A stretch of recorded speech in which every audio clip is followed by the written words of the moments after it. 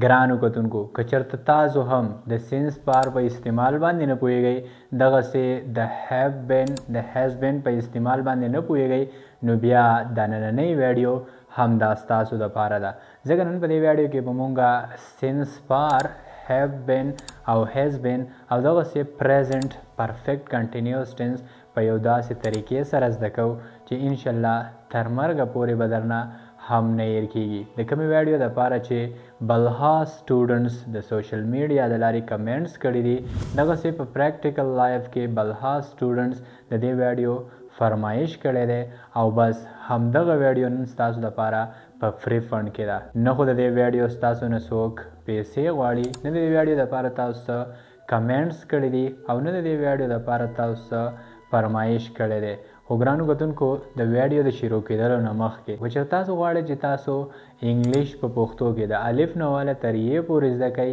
یا د دې ویډیو نه تاسو څه زده کړه وکئ نو بیا بهتره دا ده چې په دې ټایم کې تاسو پین پنسل کاپي د ځان سره راواخلئ او مونږ چې څه هم وایو تاسو چې څه هم اورئ هغه تاسو ځان سره په یو کاپي کې نوٹ کوئ نو انشاءالله تر مرګه پورې به درنه بیا هم هیر کیږي نه تاسو به په یو داسې طریقې سره زده کوئ چې بیا به تاسو نورو خلکو ته ښیئ په سکول کالج کې خپل کلاس میټس ته په کور کې خپلو ماشومانو ته او دغسې په سوسایټي کې خپلو ملګرو ته نو بس که انګلیش په پښتو کې زده کول غواړئ نو بیا هسې ټایم ضایع کوئ مه بهتره دا ده چې تاسو د ځان سره یو کاپي راواخلئ پین پنسل راواخلئ او څه چې هم موږ وایو هغه نوٹ کوئ نو بس ګرانو کتونکو نور ټایم ویسټ کول نه غواړو نور ټایم ضایع کول نه غواړو راځئ چې دغه سینس بار have been او has been او دغسې present perfect continuous tense په پښتو کې زده کړو نو بس ګرانو کتونکو اوس راځئ چې present perfect continuous tense ډیفینیشن زده کړو یعنې د ټول ناول په دې خبره باندې ځان پوه کړو چې present perfect continuous tense this is او دا مونږه په کوم ځای کې استعمالو نو په یاد ساتئ د present perfect continuous tense definition داسې دی an action had been started in past and still continues مطلب یې دا دی چې یو کار چې هغه په پاست کې یعنی په ماضي کې تیر شوي وخت کې شروع شوی و او اوس هم جاری دی نو په دغه ځای کې بیا د دغه سینټنسز دپاره بیا مونږه present perfect continuous tense استعمالو لکه څنګه چې مونږ په پښتو کې خبرې کوو او مونږ وایو هغه د لسو منټو نه ګانه اوري یعنې زه د یو هلک په باره کې خبره کوم او زه وایم چې هغه تر لسو منټو نه لګیا دی او ګانه اوري یعنې تر لسو منټو نه یې شروع کړې ده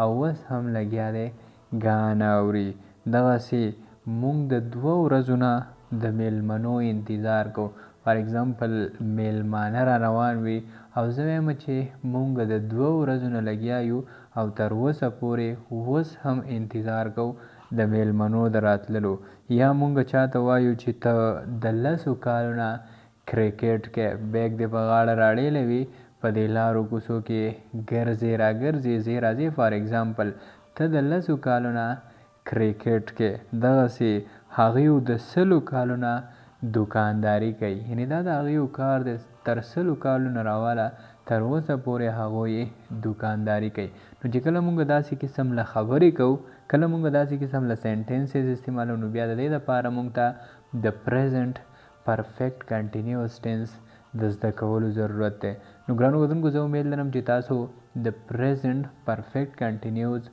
ډیفینیشن وپېژانده یعنې تاسو په دې خبره باندې پوه شوئ چې present perfect continuous tense this is او مونږ یې استعمالو په کوم ځای کې خو اوس که چېرته تاسو لا په یو ایسې کې په یو پیپر کې لا په یو لیټر کې د داسې قسم له سینټنسز لیکلو ضرورت راشي نو بیا به تاسو لیکئ څنګه لا تاسو لا په سپیکینګ کې تاسو د چا څه خبرې کوئ او تاسو لا د داسې قسم له سینټنسز ویلو ضرورت راشي نو بیا به تاسو وایې څنګه نو بس ګرانو کتونکو ټو د پوینټ خبره دا ده ټول نه د مطلب خبره د ټولو نه د کار خبره دا ده نن چې په دې ویډیو کې مونږ څه زده کوو نو هغه بس همدا دي چې نن په دې ویډیو کې به مونږ هم د ویلو او هم د لیکلو طریقه زده کوو او بله دا چې اکثر لا پریکټیکل لایف کې هم سټوډنټس تپوس کوي، پوښتنه کوي، او دغسې د سوشل میډیا د لارې هم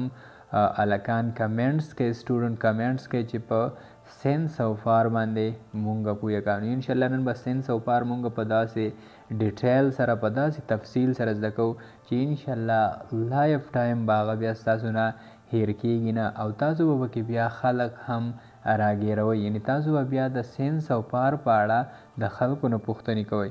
نو بس ګرانو کتونکو اوس راځئ چې هم د ویلو او هم د لیکلو طریقه زده کړو د پریزنټ پرفیکټ کنټینیوس ټینس د سینټنسز. فار ایگزامپل زما سره د پښتو یو سینټنس دی او هغه داسې دی که زه ووایم چې زه د یو هلک په باره کې خبره وکړم او زه ووایم چې هغه د 10 ورځو نه زمونږ انتظار کوي. فار ایگزامپل زه د یو چا په باره کې خبره کوم او زه وایم چې یاره بس دی که نه راځئ چې لاړ شو، هغه تر 10 ورځو نه لګیا دی او زمونږ انتظار کوي، یعنی دا کار یې په ماضي کې په پاست کې شروع کړی دی انتظار کول او تر اوسه پورې زمونږ انتظار کوي. خو ګرانو کتونکو لکه څنګه چې ما د پریزنټ پرفیکټ کنټینیوس ټینس په ډیفینیشن کې ویل چې یو کار چې په ماضي کې شروع شوی او اوس هم جاری وي، نو د ماضي نه مراد دا نه دی چې د نن نه 100 کاله مخکې، د نن نه 50 کاله مخکې، د نن نه خامخا 20 کاله مخکې، 10 کاله مخکې. ماضي هر هغه کار ته ویل کېږي، هرې خبرې ته ویل کېږي چې هغه بس د اوس نه تیره شي، د اوس نه مخکې وي. لکه تر 1 منټ نه ونیسه، تر تیر 1 منټ نه ونیسه او په سوونو په زرونو کاله شاته، دې ته ویل کېږي ماضي. یعنی که زه د 1 منټ خبره وکړم او زه ویم چې هغه د 1 منټ نه زمونږ انتظار کوي، نو 1 منټ هم په ماضي کې راځي. نو ګرانو کتونکو دا سینټنس چې زه انګلیش ته ټرانسلیټ کوم هغه د 10 ورځو نه زمونږ انتظار کوي. نو د دې لپاره یو شارټ غونتې سټرکچر دی، د دې لپاره یو شارټ غونتې فارموله ده چې د هغې په مدد سره تاسو ډېر په اسانه باندې د پریزنټ پرفیکټ کنټینیوس ټینس داسې قسم لا سینټنسز انګلیش ته ټرانسلیټ کولی شئ. فارموله کې دا فاور وي، په فارموله کې دا طاقت وي چې فارموله چې تاسو په څومره ټایم کې زده کوئ نو په دغه عمره ټایم کې تاسو صرف او صرف یو سینټنس زده کولی شئ. د یو سینټنس زده کولو ټایم او د فارمولې د زده کولو ټایم یو عمره وي، خو په فارموله کې بیا دا طاقت وي، دا فاور وي چې په فارموله باندې تاسو all sentences like this د دې په شان د ټول سینټنسز انګلیش ته ټرانسلیټ کولی شئ. او د یو سینټنس بس دا فایده ده چې بس یو سینټنس دې راټکو زده دې کړه. نو فارموله داسې ده د ټولو نه اول سبجیکټ کار کوونکی چې څوک په جمله کې کار کوي هغې ته ویلی کېږي سبجیکټ. په دویم نمبر باندې have been یا has been. په دریم نمبر د ور فرست فارم پلس ing او په څلورم نمبر باندې since یا فار. سینس به لګو، لا به فار لګو او په آخره کې ابجیکټ او فول سټاپ. دا سینټنس چې زه انګلیش ته ټرانسلیټ کوم هغه د 10 ورځو نه زمونږ انتظار کوي. نو د ټول ناول هی یعنی څوک انتظار کوي هغه، د هغه دپاره استعمالیږي هی. او په دویم نمبر باندې هیز بین ځکه چې دا سینګولر سبجیکټ دی، هی هیز بین. او په دریم نمبر د ور فرست فارم پلس ing انتظار کولو ته ویلی کېږي ویټ، خو زه به ورسره ing ولګوم waiting. he has been waiting او په آخره کې to us for 10 days. پوره سینټنس دا شو he has been waiting to us for 10 days او مطلب یې دا شو چې هغه تر 10 ورځو نه زمونږ انتظار کوي. خو ګرانو کتونکو دلته په دې فارموله کې یو 2 پوینټس دي، دلته په دې فارموله کې یو 2 خبرې دي. د ټول ناول د has been او د have been استعمال او په دویم نمبر باندې د since او د far استعمال. نو د ټول ناول د have been او د has been خبره ختمه چې have been به مونږ په کوم ځای کې لګو او has been به په کوم ځای کې لګو. نو بس د دې زده کولو دپاره تاسو غوږونه کولاو کوئ، لږ رانږدې شئ، په توجه سره ګورئ. په یاد ساتئ که چېرته زمونږ سره سبجیکټ هی و، شي و، ایټ و یا یو سینګولر ناون و نو د دې نه پس به بیا مونږه هیز بین لګو. یعنی که چېرته سبجیکټ هی و، شي و، ایټ و یا یو سینګولر نوم و، سینګولر ناون و نو د دې نه پس به مونږه څه شی لګو هیز بین به لګو. او که چېرته د دې نه علاوه سبجیکټس و یعنی آی و، یو و، وی و، دی و، لا پلورل ناونز و، پلورل نومونه و نو د دغو نه پس به بیا مونږه have been لګو. خو په یاد ساتئ دا have نه دی HAVE have نه د صحیح پرونانسیشن دی have. په آخره کې د F आवाज پیدا کول have. او په دویم نمبر been BEEN been have been ټیک ده. د صحیح پرونانسیشن د دوانو دی have been. او اکثر لای خلک وای have been نو د دې صحیح پرونانسیشن دا دی. زه امید لرم چې تاسو به د have been او د has been په استعمال باندې پوه شوي یئ چې که چېرته زموږ سبجیکټ he she it یا سینګولر ناون نو د هغې نه پس به مونږ has been لګو. او که چېرته زموږ سبجیکټ I you we they لا پلورل ناونز نو د دې نه پس به بیا مونږ have been لګو. او ګرانو کتونکو اوس راځئ چې په دویم نمبر باندې د since او د far استعمال زده کړو.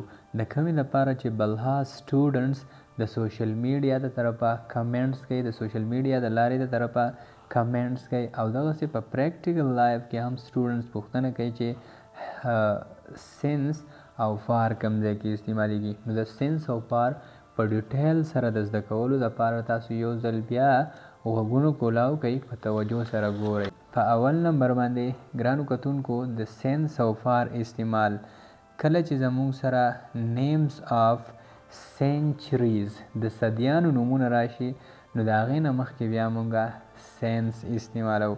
لکه کله چې مونږ د یو خبرې د یو کار په باره کې خبره کوو او مونږ وایو چې د 19مې صدۍ نه دا کار تر اوسه پورې شروع دی، یا د 18مې صدۍ نه، یا د 18مې، 15مې، 14مې صدۍ نه دا کار تر اوسه پورې شروع دی. نو په دغه ځای کې بیا مونږه سینس استعمالو. فار ایگزامپل که زه ووایم چې خلق د یو بل سره مدد کوي د 6مې صدۍ نه، یعنی خلق د 6مې صدۍ نه راواخله او تر اوسه پورې د یو بل سره مدد کوي. نو په دې ځای کې به زه بیا سینس استعمالوم. دا سینټنس چې زه انګلیش ته ټرانسلیټ کوم، خلق د یو بل سره د 6مې صدۍ نه مدد کوي تر اوسه پورې. نو د ټول ناول پیپل او په دویم نمبر have been people have been او بیا په دریم نمبر helping one another او په څلورم نمبر باندې since 6th century. پوره سنټنس دا شو people have been helping one another since 6th century. او مطلب دا شو چې خلق د 6مې صدۍ نه راواخله تر اوسه پورې د یو بل مدد کوي. خو ګرانو کتونکو که زموږ سره چېرته نمبر آف سینچریز راشي، موږ وایو چې د 15 صدو نه دا کار داسې شروع دی، یعنی خلق د 15 صدو نه د یو بل سره مدد کوي، خلق د 14 صدو نه د یو بل سره مدد کوي. داسې نه ویم چې د 14مې صدۍ نه، ویم چې د 14 صدو نه راواخله تر اوسه پورې خلق د یو بل سره مدد کوي. دغسې د 10 صدو نه راواخله. نو که چېرته زموږ سره نمبر آف سینچریزو نو بیا به هلته مونږه فار استعمالو. فار ایگزامپل که زه ووایم چې خلق د یو بل سره د 15 صدو نه مدد کوي، نو دې لپاره په انګلیش کې استعمالیږي people have been helping one another for 15 centuries.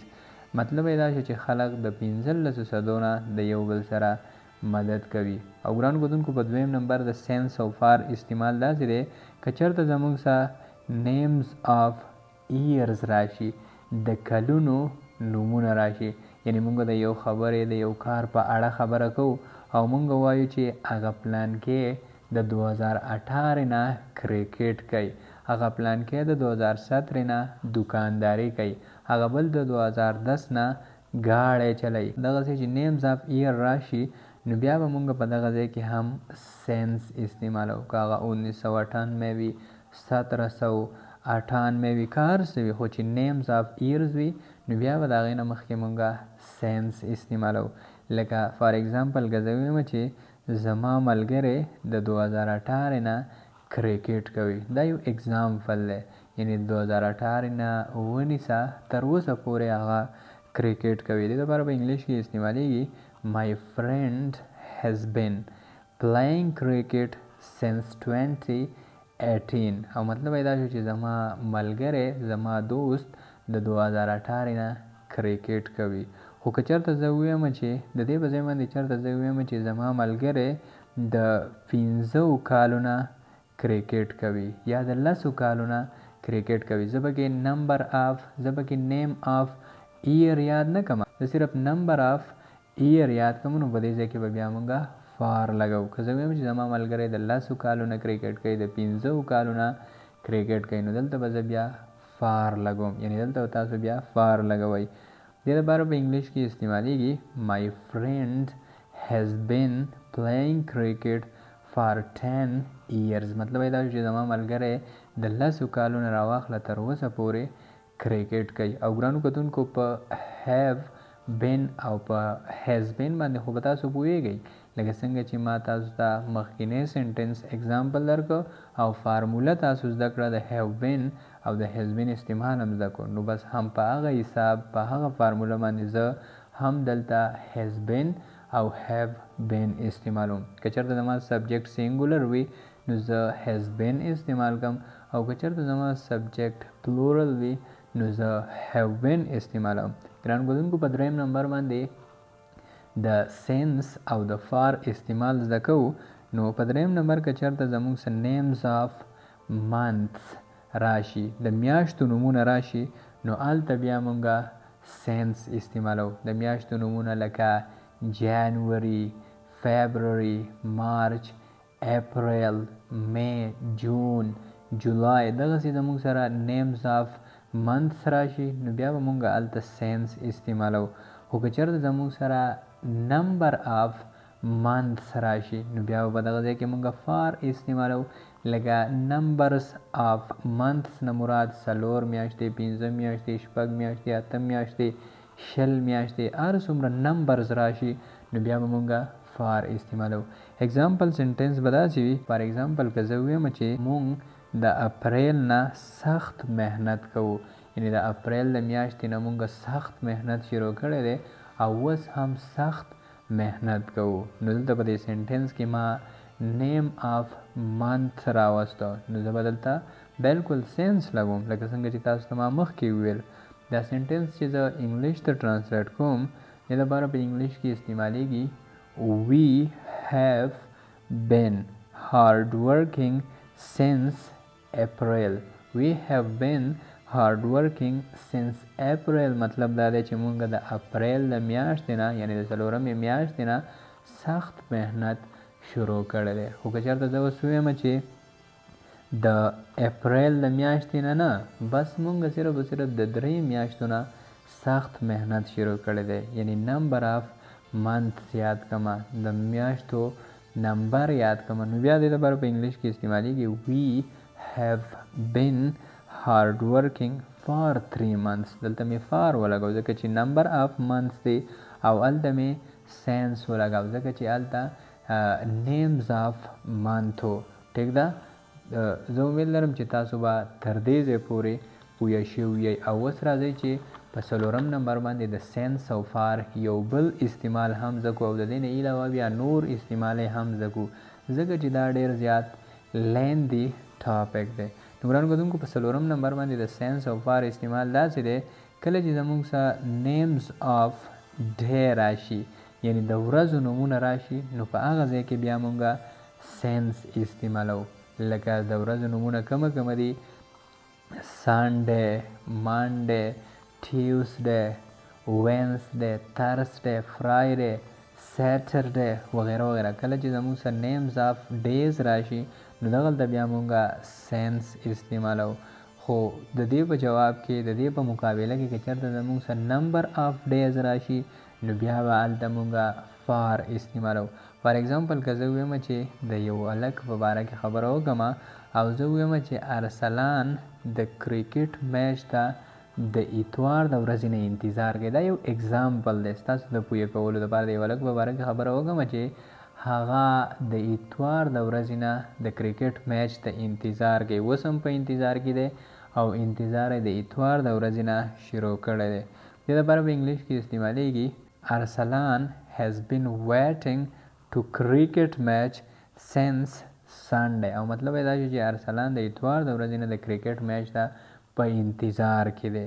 خو که چېرته زه ووایم چې د اتوار د ورځې نه ارسلان د 3 ورځو نه د کرکټ د میچ په انتظار کې دی، نو بیا به زه سینس نه لګوم، بیا به زه فار لګوم او تاسو به هم بیا فار لګوئ. بیا به سنټنس داسې شي ارسلان has been waiting to cricket match for 4 days. 4 days په دې باندې تاسو 3 days ویلی شئ، 40 days ویلی شئ، 50 days ویلی شئ، چې څومره ستاسو زړه مني نو تاسو بالکل هغه پکې بدلولی شئ. ګران ګدونکو زه امید لرم چې تاسو به په دې باندې هم پوه شوي یئ. او اوس راځئ چې په 5م نمبر باندې د سینس او فار یو بل استعمال زده کړو او هغه داسې دی که چېرته زموږ سره او کلاک ټایم راشي، یعنی کله مونږ د یو خبرې د یو کار په باره کې خبره کوو او مونږ وایو چې د 3 بجو نه زه ستا انتظار کوم، د 3 بجو نه زه سټډي کوم تر اوسه پورې، د 4 بجو نه زه کرکټ کوم. نو په دغه ځای کې که چېرته زموږ سره او کلاک ټایم راغی نو بیا به مونږ سینس استعمالو. خو د دې په مقابله کې که چېرته زموږ سره نمبر آف آرز راله، یعنی د ګینټو حساب راغی، نو بیا به مونږ په دغه ځای کې سینس نه استعمالو، بیا به مونږ په دغه ځای کې فار استعمالو. د ټولو نه اول خو دا هاور نه دی، HOURS هاورز ویلی کېږي ګینټو ته، خو دا د دې صحیح پروناونسیشن نه دی، په دې کې H سایلنټ دی، H په دې کې نشي ویلی، H په دې کې نه ویلی کېږي، HOURS آرز. څنګه به وایي؟ یو ځل تاسو زما څه ووایئ، آرز. دا هاورز نه دی، د دې صحیح پروناونسیشن دی آرز. نو ګرانو ګدونکو اگزامپل سنټنس به داسې وي، فار ایگزامپل که زه ووایم چې ته د 2 بجو نه ډرامه ګورې، یعنی ځان ته دې ډرامه لګولې ده او د 2 بجو نه راواخله تر اوسه پورې ته لګیا یې او ډرامه ګورې. زه یو چا ته ویم، دې دپاره په انګلیش کې استعمالیږي you have been watching drama since 2 o'clock.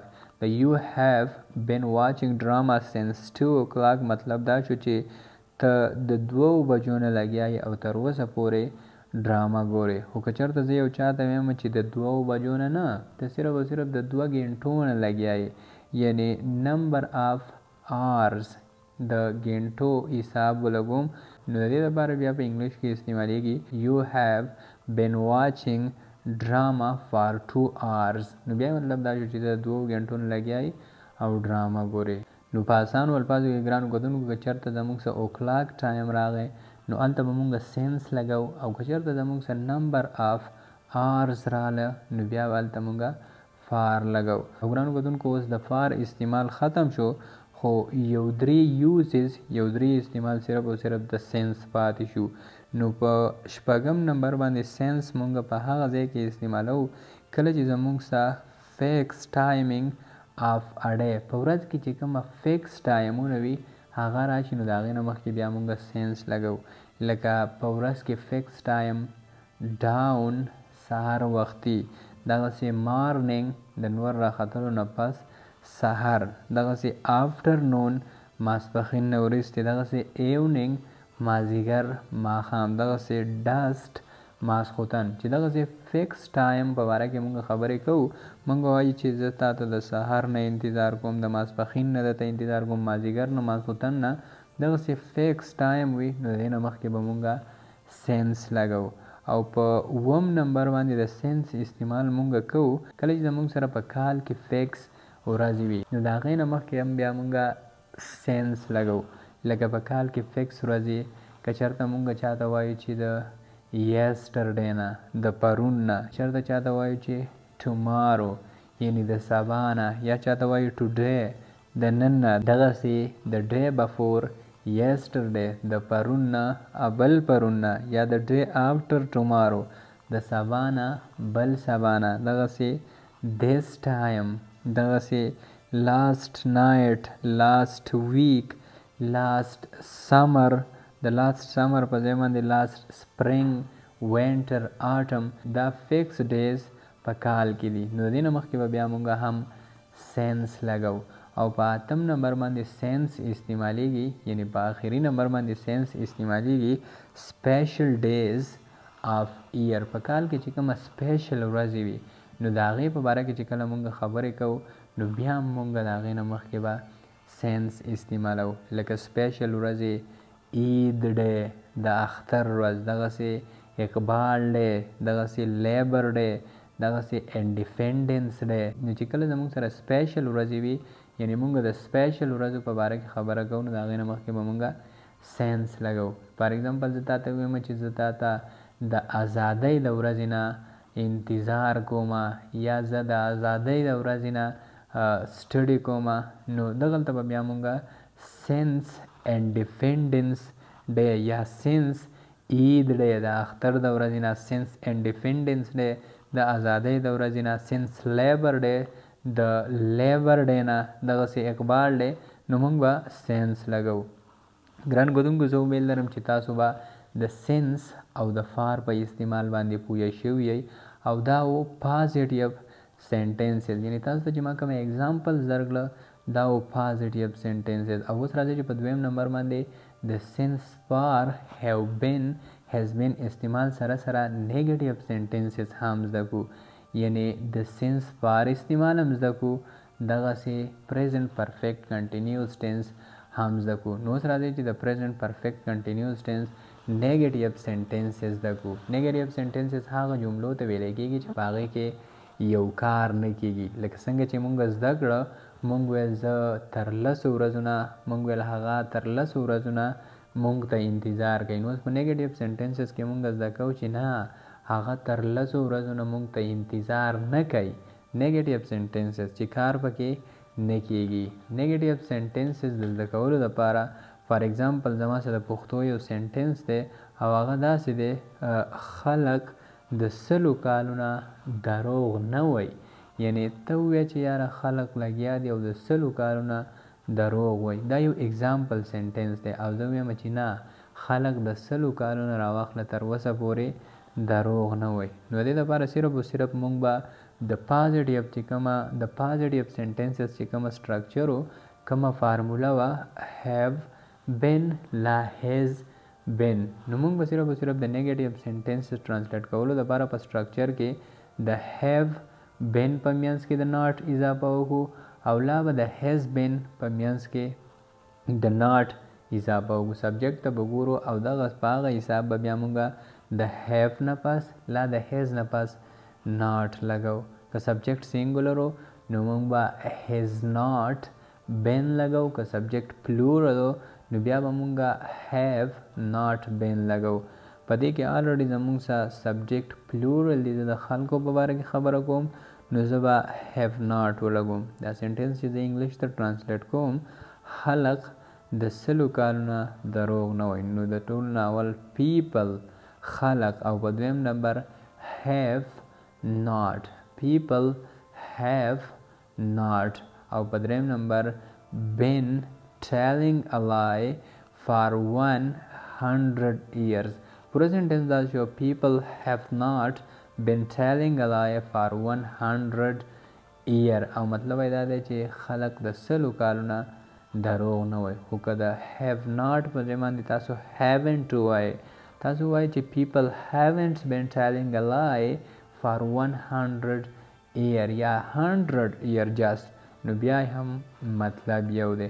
او ګرانو ګدونکو ویډیو ډېره زیاته اوږده شوه نو بس په نیګیټیو سینټنسز کې هم دا یو اگزامپل پوره دی، باقي تاسو به د ویډیو نه بلها آیډیا اخیستې وي، په هغه حساب باندې په دې فارموله په دې طریقه باندې تاسو د نیګیټیو سینټنسز بلها سینټنسز ټرانسلیټ کولی شئ انګلیش ته. نو اوس راځئ چې په 3 نمبر باندې انټراګیټیو سینټنسز هم زده کړو. انټراګیټیو سینټنسز هغه جملې دي چې په هغې کې موږ د چا نه پوښتنه کوو، سوال کوو. لکه څنګه چې موږ په پښتو کې وایو، موږ وایو آیا ته د 10 کالو نه کرکټ کې، آیا هغه د 20 کالو نه استادي کوي، آیا ته د 15 منټو نه ګان اورې، یعنی کله چې موږ د چا نه پوښتنه کوو. انټراګیټیو سینټنسز کې زما سره یو سینټنس دی هغه داسې دی آیا تاسو د 2015 نه کرکټ کوئ، یعنی زه د چا نه تپوس کوم چې آیا دا خبره رښتیا ټیک ده چې تاسو 2015 نه کرکټ کوئ. نو بس ګرانو کتونکو د انټراګریف سنټنسز ترانسلیټ کولو لپاره هم سټرکچر داسې دی د سبجیکټ نه دې غاړې ته به مونږه هیو یا هیز راواړو د سبجیکټ په حساب. که چېرته زموږ سبجیکټ آی و یو و وی و دی ولا پلورل ناونز و نو دې نه ګس سایډ ته به مونږ هیو لګو. او که چېرته زموږ سبجیکټ هی شي ایټ یا سینګولر ناون و نو د دې لپاره به بیا مونږ د سبجیکټ نه ګس سایډ ته هیز لګو. او باقی هم هغه د پازیټیو سنټنس سټرکچر دی خو په اخره کې به مونږ ساين اف انټروګیشن لګو ځکه چې دلته مونږ تپوس کوو پوښتنه کوو. دا سنټنس چې زه انګلیش ته ترانسلیټ کوم آیا تاسو د 15 کالو نه کرکټ کوئ نو د ټولو نه اول هیو په دویم نمبر یو بین هیو یو بین په څلورم نمبر باندې پلیینګ کرکټ او په اخره کې سینس 15 years. पूरा sentence आज शो have you been playing cricket since 15 years او مطلب دا شو چې آیا تاسو د 15 کالو نه کرکټ کوئ او په اخر کې ساين اف انټروګیشن have you been playing cricket since 15 years مطلب دا چې آیا تاسو د 15 کالو نه کرکټ کوئ. خو ګرانو کتونکو دلته اوس یو کی پوینټ خبره ده. کی پوینټ خبره دا ده چې فار ایگزامپل که تاسو اوس چېرته د سینس او فار استعمال ونه کوئ تاسو ووایئ چې هی هیز بین ویټینګ ټو اس نو بیا د دې څه مطلب شو هی هیز بین ویټینګ ټو اس هغه زمونږه انتظار کوي یعنی زمونږ څه پکې ټایم نه وي راغلی مونږ پکې دا نه وایو چې هغه زمونږه د سهار نه انتظار کوي د پرون نه انتظار کوي د 10 ورځو نه انتظار کوي د 10 غنټو نه استعمال کوي. په یو سنټنس کې مونږ ټایم نه مینشن کوو نو او دا بالکل هم صحیح ده. بالکل تاسو پکې ټایم مه مینشن کوئ. که چېرته تاسو داسې ووایئ چې هی هیز بین ویټینګ ټو اس نو بیا مطلب دا شو په اسانو الفاظو کې چې بس هغه زمونږ انتظار کوي خو د څه وخت نه یعنی د څه وخت نه شروع شوی دی او تر اوسه پورې هغه زمونږ انتظار کوي. یو بل سنټنس به داسې وي You have been telling a lie. The you have been telling a lie مطلب دا دی چې ته لګیا یې او دروغ وې یعنی د څه وخت نه لګیا یې او ته دروغ وې.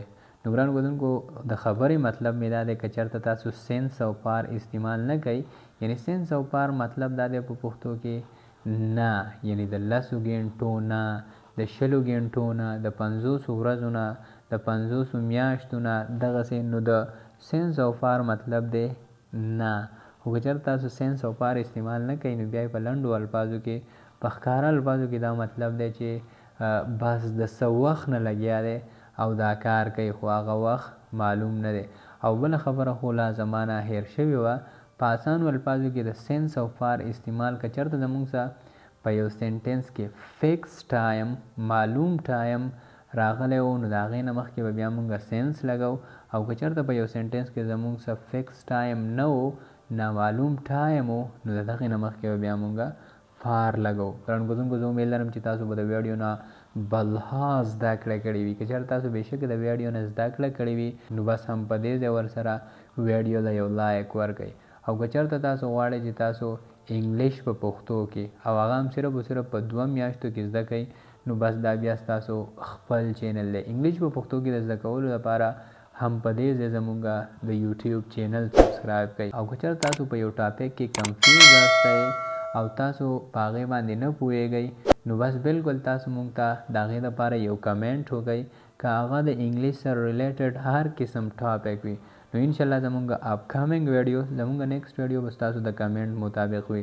لکه څنګه چې تاسو ته ما د ویډیو په سټارټ کې ویل چې الکانو کمنټس کول سټوډنټ کمنټس کوي او د هغې په فرمایش سره زمونږ نننۍ ویډیو په سینس او پار وه نو بس انشاءالله ستاسو په فرمایش سره ستاسو د کمنټ مطابق به هم زمونږ اپکمنګ ویډیو وي. د ویډیو کتلو یو جهان مننه. د نیکسټ ویډیو پورې په الله سپارم.